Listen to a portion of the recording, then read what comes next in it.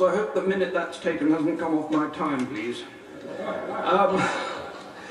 My Lords, I'm going to start, I don't wish you to get too encouraged, I'm going to start with my conclusions, but I'm not going to sit down when I've made them, because I'm going then to give you the evidence to support them, and hopefully present to you the reasons why I want support for an official inquiry into the mischief I want to unfold to yourselves this afternoon.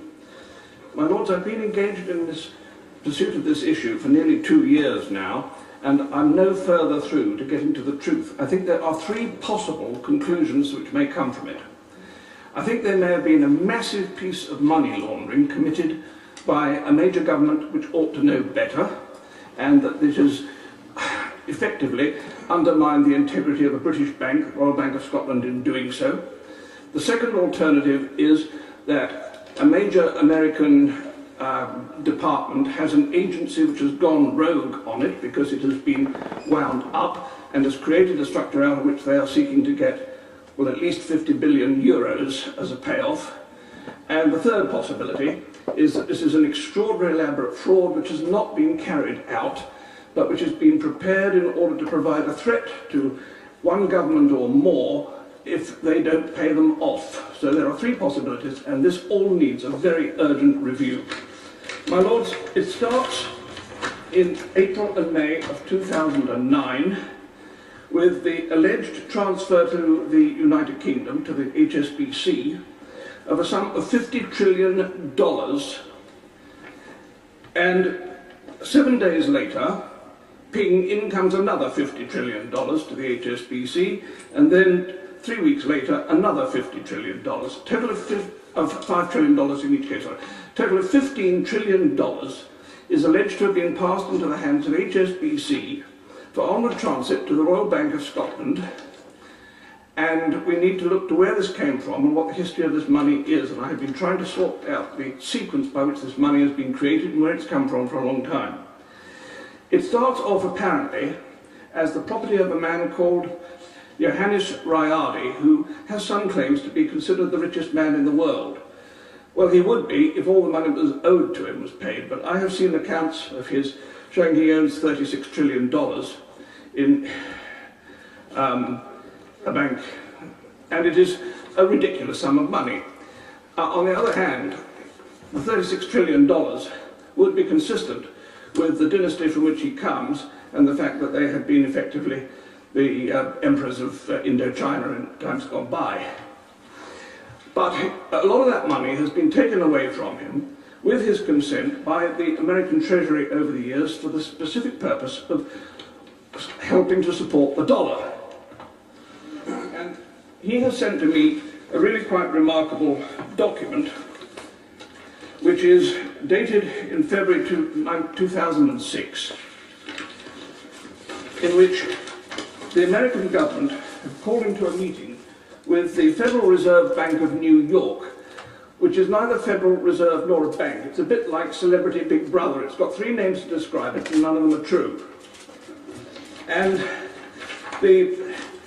this document, which is quite astonishing, purports to have been a meeting which is witnessed by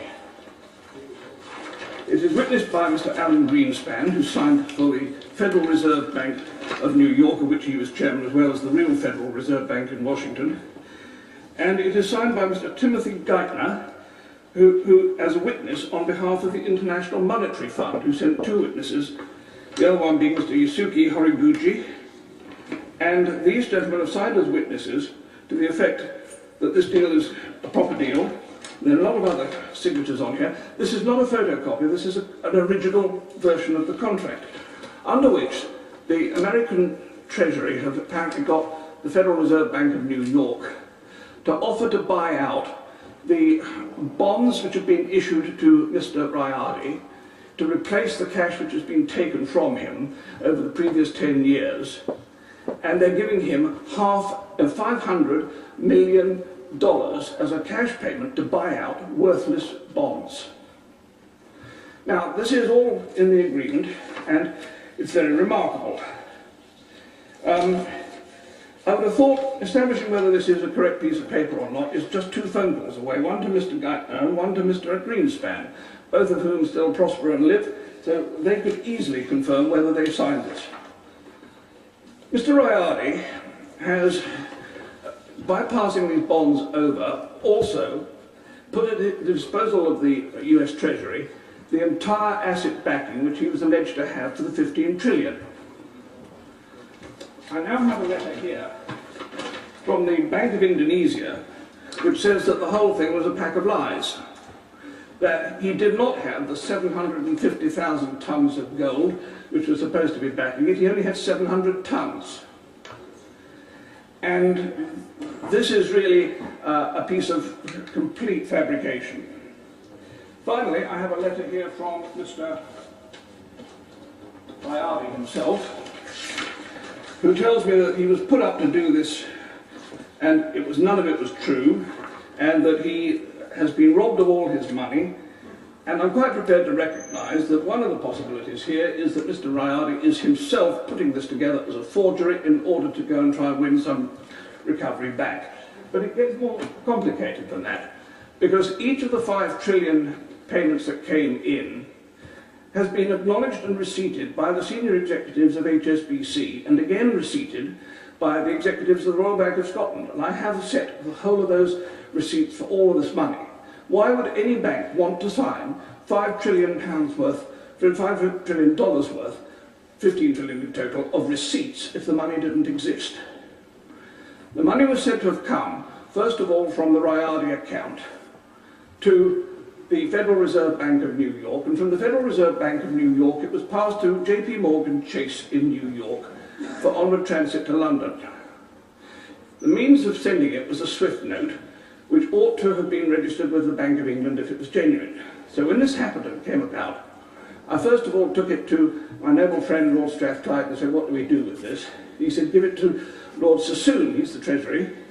So we did, and Lord Sassoon looked at it and said immediately, this is rubbish, it's far too much money, it will stick out like a sore thumb and you can't see it in the Royal Bank of Scotland accounts. Quite right. Secondly, he said, the gold backing it is ridiculous. There's only been 1,507 tons of gold mined in the history of the world, so you can't have 750,000 tons. This is true. And the third thing he said obviously was, it's a scam. And I agree with him, it was a scam. The problem is we stopped looking at that point. We should have asked, what is the scam, instead of at that time just nodding it off. And we have never really resolved this, because today I have this quite frightening piece of paper, which is my justification for bringing it into this meeting today, which is available on the internet, and I'm astonished that it hasn't already been unearthed by the Treasury, and every alarm bell in the land should be ringing if it has, because this is the General Audit Office of the Federal Reserve, the real Federal Reserve in Washington, and its audit review in end of July 2010 on the Federal Reserve Bank of New York. It has on it some 20 banks listed, to which $16.115 trillion are outstanding in loans. My lords, that is the sore thumb that was being looked for by Lord Sassoon. But more particularly, there are 2 other very interesting things with this. The first is that Barclays Bank have got 868 billion of loan. The Royal Bank of Scotland has got 541 billion, in which case one has to ask, as they could have earned in 3 weeks enough to pay off their entire indebtedness to the taxpayers in Britain, why they have not done so, and could we please ask them to put a cheque in the post tonight for the whole 46 billion. And the third thing that's wrong with it is that every bank on this list, without exception, is an MTN registered bank, which means that they are registered to use medium-term notes to move funds between themselves with an agreed profit share formula. In which case these banks are investing this money, and most extraordinary, not a penny of interest does the Federal Bank of New York want paid on this vast amount of 16 trillion. Anyone amongst yourselves who knows what the IMF rules are will immediately smell a rat. Because the IMF has very strict rules for validating dodgy money. There are 2 ways of doing it. You either pass it through a major central bank like the Bank of England, who had apparently refused to touch this, or alternatively, you put it through to a bank which is an MTN trading bank, and which is then able to use the funds on the overnight European MTN trading market, where they can earn between 1 and 2.5% profit per night, and the compound interest on that is huge. So there's a vast profit being made with this money somewhere if it is in fact genuine. So, my lords, I believe that this is such an important issue now that I've put everything I've got on the subject into a 104 megabyte memory thumb, and I want the government to put this to some suitable investigative bureau and take everything I've got on the subject and find out what the truth is of what is going on here, because there is something very seriously wrong. Either we have a huge amount of tax uncollected on profits made, or we have a vast amount of money festering away in the European banking system, which is not real money, in which case we need to take it back. My lords, I ask for an investigation, and please support my plea. My lords, I'm quite happy. Conclusions which may come from it.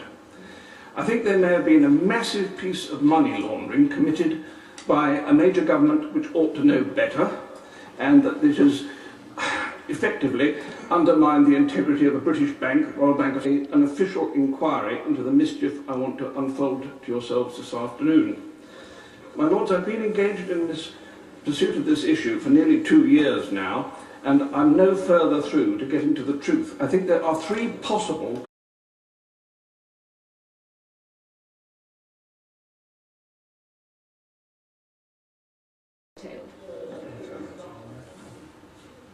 So I hope the minute that's taken hasn't come off my time, please. My lords, I'm going to start, I don't wish you to get too encouraged, I'm going to start with my conclusions, but I'm not going to sit down when I've made them, because I'm going then to give you the evidence to support them, and hopefully present to you the reasons why I want support for Scotland in doing so. The second alternative is that a major American department has an agency which has gone rogue on it because it has been wound up and has created a structure out of which